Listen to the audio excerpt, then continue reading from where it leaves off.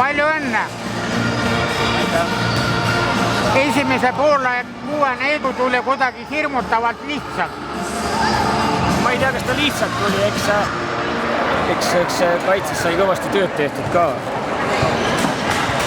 Et pigem see tuli nagu kõva tööga, et mitte nagu lihtsalt.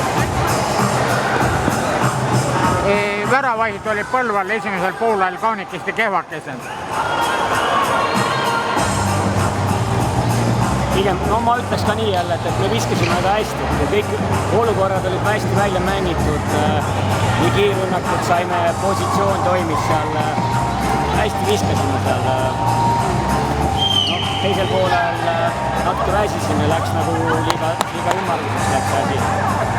Ma arvan, et võib-olla emotsiooni pealt ka. Meil oli esimene poolega väga hea emotsioon.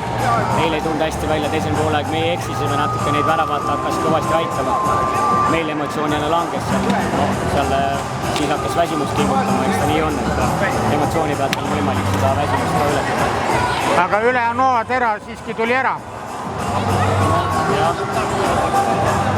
Selles mõttes see lõpp oli ikka täiesti looteline, jah. Aga aitäh ja palju edu!